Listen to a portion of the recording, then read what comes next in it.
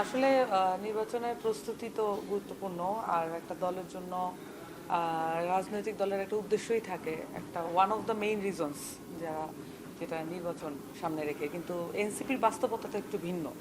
তার উদ্ভব এবং তার শুরুটা গণঅভ্যুত্থানের মধ্য দিয়ে হওয়ায় সংস্কারের ব্যাপারে তার অবস্থান এইটা নির্বাচনকে আসলে প্রিসিড করে।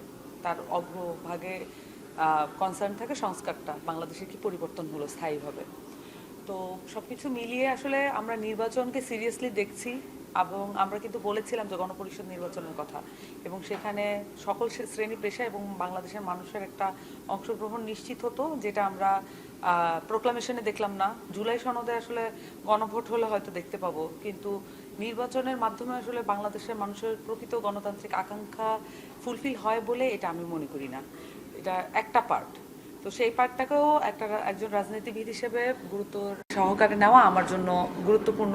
তবে আমি এক্ষেত্রে পুরোপুরি আমার পলিটিক্যাল পার্টি জাতীয় নাগরিক পার্টি এনসিপির উপরে ভরসা রাখছি, এবং তাদের বিবেচনা একটা পরিণত সিদ্ধান্ত এবং ম্যাচিউর সিদ্ধান্ত হবে বলে আমি মনে করছি। যেহেতু আমি ঢাকায় বড় হয়েছি এবং ঢাকার যে পারিপার্শ্বিকতা এবং যা রাজনৈতিক পরিস্থিতি এবং যা কিছু প্রয়োজন এই বিষয়ে একটা সম্যক ধারণা আছে। সেক্ষেত্রে হয়তো যদি চিন্তা করি তাহলে ঢাকা নিয়েই চিন্তা করতে হবে। তবে এখন পর্যন্ত অ্যাজ এ পলিটিশিয়ান প্রত্যেকের একটা স্বাতন্ত্র্য থাকে। আমার স্বাতন্ত্র্যের জায়গা এখনও আমি মনে করি যে সংস্কার কতটুকু হলো, এবং সেই জায়গায় নির্বাচনের যে নতুন মাঠ সেটা কিভাবে তৈরি হচ্ছে, সেইখানে সব কতটুকু সংস্কার হয়েছে সেটা আমার বিবেচনার প্রাসঙ্গিক থাকবে। সেই বিবেচনা সত্ত্বেও যদি সবকিছু ফুলফিল হইলো, কোন আসন থেকে সম্ভাবনা আছে, সম্ভাবনা জায়গা থেকে? আসলে এখানে ঢাকায় তো আসলে এক একজন এক এক আসনে চিন্তা করে, কিন্তু আমি কখনোই একদম নাগরিক পার্টি নাগরিক কমিটি শুরু থেকেও কখনো একদম আসন ভিত্তিক এবং রাজনীতি করার চেষ্টা করি নাই। নির্বাচনকে কেন্দ্র করে রাজনীতি করার চেষ্টা করিনি। আমি মোটা দাগে সাংগঠনিক ভিত্তি এবং সেই সাথে বাংলাদেশের যে গুণগত পরিবর্তন সাথে করি নাই। রাজনীতি কম পার্টি আসন কিছু ফুলফিল হইলো, কোন আসন থেকে সম্ভাবনা আছে, সম্ভাবনা জায়গা থেকে? আসলে এখানে ঢাকায় তো আসলে এক একজন এক এক আসনে চিন্তা করে, কিন্তু আমি কখনোই একদম নাগরিক পার্টি নাগরিক কমিটি শুরু থেকেও কখনো একদম আসন ভিত্তিক এবং রাজনীতি করার চেষ্টা করি নাই। নির্বাচনকে কেন্দ্র করে রাজনীতি করার চেষ্টা করিনি। আমি মোটা দাগে সাংগঠনিক ভিত্তি এবং সেই সাথে বাংলাদেশের যে গুণগত পরিবর্তনের রাজনীতি, আমূল পরিবর্তনের রাজনীতি, সেটাই আমি করতে চেয়েছি। সেই জায়গায় আসলে এখনই একদম সুনির্দিষ্টভাবে বলা সম্ভব হচ্ছে না। আশা করি দল তার যে নির্বাচনী যে বিষয়গুলো মাথায় রাখা প্রয়োজন, সেই বিষয়গুলো মাথায় রেখে তাদের মতো করে তারা সিদ্ধান্ত নেবে, সবার ব্যাপারেই জাস্টিস করতে পারবে বলে আমার ধারণা। আচ্ছা, মানে পুরনো প্রশ্ন, কিন্তু এখনো কিন্তু সমাধান হয়নি। শাপলার মাঝে আসলে কি আছে? কারণ শাপলা দেখা যাচ্ছে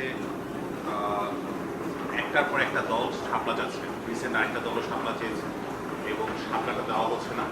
একই সাথে আরেকটা বিষয়, এনসিপি কি গণপরিষদ নির্বাচন থেকে সরে আসলো কিনা? কারণ এখন গণভোটের যে বিষয়টা সেটাও এনসিপির কাছে বিবেচ্য বিষয়, সেটা নাইদও বলেছে যে আমরা বিবেচনা করে দেখব। আচ্ছা, প্রথম প্রশ্নটা কি ছিল? শাপলা। প্রথমত এখানে শাপলার বিষয়টা দিয়ে আসলে আমি যেটা আমার ব্যক্তিগত অভিজ্ঞতা হয়েছে যে বাংলাদেশে যে অন্তর্বর্তীকালীন সরকার প্রতিষ্ঠিত হয়েছে, সেই অন্তর্বর্তীকালীন সরকারের কাছে অ্যাজ এ পলিটিক্যাল পার্টি অন্য পার্টির চেয়ে আসলে এনসিপির গুরুত্ব কতটুকু বাকি, এই জিনিসটা আসলে পরিষ্কার হয়েছে আমার কাছে। মূলত আমরা যেটা ধারণা করি যে পুরো বিষয়টা ঘটছে, এই স্বৈরতন্ত্রটা ঘটছে শুধুমাত্র এনসিপিকে পিছিয়ে রাখার জন্য। তরুণদের একটা নতুন রাজনৈতিক শক্তির উদ্ভব ঘটেছে, সেই উদ্ভবকে পিছিয়ে রাখার জন্য এই ঘটনাটা ঘটেছে।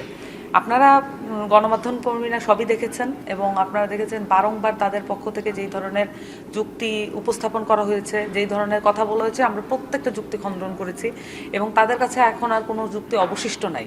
এবং তারা যেই কয়বার আমাদের কাছে বার্তা পাঠিয়েছেন, সেই কয়বারই আমরা নিজেদের পক্ষ থেকে আমরা আমাদের সিরিয়াসনেসের টপমোস্ট প্রায়োরিটি দিয়ে আমরা এটাকে ডিল করেছি। কিন্তু তারপরও আমরা দেখতে পাচ্ছি যে তাদের আসলে এখনও একটা পর্যায়ে এসেছে যে তারা যুক্তি ব্যাখ্যার ঊর্ধ্বে উঠে যাচ্ছেন এবং যুক্তি ব্যাখ্যার আর ধার ধারছেন না। না। তো এটা একটা পরিষ্কার স্বৈরতন্ত্র, এবং আমরা মনে করি যে এই ধরনের নির্বাচন কমিশনের মধ্যে যারা একটা অযৌক্তিক মানে একটা যৌক্তিক যে প্রতীক যেটা একটা দল পায়, সেই জায়গাতেও তারা নিজেদেরকে এটা মানায় নিয়ে উঠতে পারছেন না যে একটা নতুন রাজনৈতিক দল তারা একটা জনপ্রিয় প্রতীক পাবে। তো আমার কাছে মনে হয় যে এই নির্বাচন কমিশন আসলে প্রথম থেকেই বায়াসড, এবং এখন আরও বেশি তার বায়াসনেস প্রকট হয়েছে। এটা শুধু এনসিপির কাছে ক্লিয়ার, এটা আমি মনে করি না, এটা জনগণের কাছেও ক্লিয়ার। সো এনসিপি শাপলা প্রতীক যদি না হয়, তাহলে যদি তাদেরকে বঞ্চিত করা হয় এখান থেকে, এই ক্ষেত্রে যদি স্বৈরতন্ত্রের ভূমিকা আমরা দেখি, তাহলে অবশ্যই আমরা এই নির্বাচনে অংশগ্রহণ করব না। ডিজাইন, এলিগেন্স, বিউটি, সেরা পণ্য সবার জন্য জেভিকো। ওকে, গণপরিষদ আর এনসিপি শুরু থেকেই, শুধুমাত্র এনসিপি না, তার জন্মের পূর্ব থেকেই জাতীয় নাগরিক কমিটির পক্ষ থেকেই বলা হয়েছে যে গণপরিষদ নির্বাচন হচ্ছে একমাত্র এমন সমাধান যে সমাধানে আসলে বাংলাদেশকে পিছিয়ে ফিরে তাকাতে হবে না।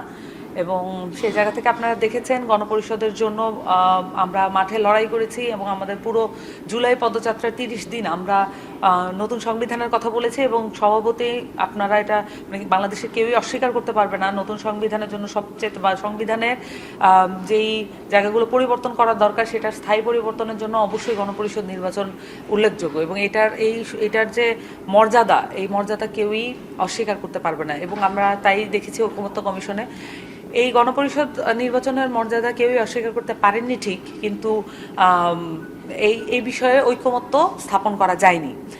এবং আমরা মনে করি সকল পলিটিক্যাল পার্টির মধ্যে একমাত্র এনসিপি তার এই যে গুরু দায়িত্ব ছিল, গণঅভ্যুত্থান থেকে প্রাপ্ত দায়িত্ব ছিল, সেই দায়িত্ব সে পালন করেছে যে এই যে অনেকগুলো মানে যেই বিষয়গুলো পরিবর্তন করার প্রয়োজন, এগুলোকে দেখবেন যে আপনার আরেকটা সংশোধনী হিসেবে দেখা হচ্ছে।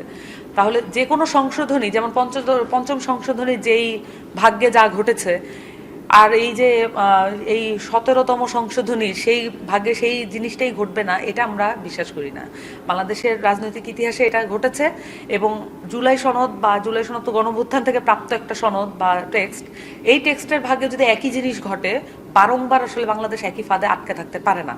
এবং এখনো আমরা মনে করি গণপরিষদ নির্বাচনের মাধ্যমে একমাত্র এটাকে সংশোধনীর আকারে না রেখে বরঞ্চ বাংলাদেশের স্থায়ী পরিবর্তনের একটি দলিল হিসেবে এটা কাজে লাগতে পারে। সবচেয়ে গুরুত্বপূর্ণ প্রশ্ন, সামান্তা শারমিন হচ্ছে এনসিপির শীর্ষ যারা নেতৃত্ব রয়েছে তাদের মধ্যে একজন। আমরা নাহিদের কাছে ইন্টারভিউ নিয়েছিলাম, এবং নাহিদ উপদেষ্টাদের সম্বন্ধে বিস্ফোরক একটি মন্তব্য করেছেন যে উপদেষ্টারা এবং ভুল এবং কিছু ভুল সিদ্ধান্ত নিয়েছে যে উপদেষ্টাদেরকে বিশ্বাস করে। পুরো বিষয়টা জানেন, এবং আপনি শহীদ মিনারও বলেছেন উপদেষ্টা নিজেদের আখের গুছিয়েছেন। আপডেটেড ভার্সনটা একটু আমাদেরকে দিন। এনসিপির নেতৃত্ব হিসেবে আপনি অনেক কিছুই জানেন যেগুলো আসলে প্রকাশ করার মতো না, যতটুকু প্রকাশ করা যায় উপদেষ্টাদের বিষয়ে বা উপদেষ্টাদেরকে বিশ্বাস করে কি ধরনের ভুল আপনারা করেছেন সেই বিষয়টা নিয়ে।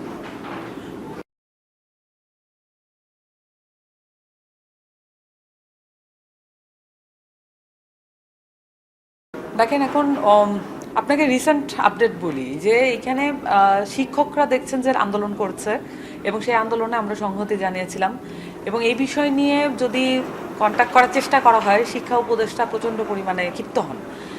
একটা জনগুরুত্বপূর্ণ বিষয়, এবং প্রান্তিক এলাকার শিক্ষক যাদের মাধ্যমে আমাদের যে ইয়াং জেনারেশন তারা শিক্ষিত হচ্ছে, আমাদের বাচ্চারা তাদের হাত দিয়ে গড়ে উঠছে, তাদের সুযোগ সুবিধা এবং তাদের যে নাগরিক অধিকার এটা নিশ্চিত করার ব্যাপারে যদি আমরা কথা বলতে যাই এবং তারা কথা বলতে যান, আমরা কথা বলতে গেলে তাও হয়তো কিছুটা রক্ষা হয়, কিন্তু তাও এটা মানে প্রশ্নবিদ্ধ। কিন্তু ওনারা কথা বলতে গেলে এটা ওনারা আসলে যেই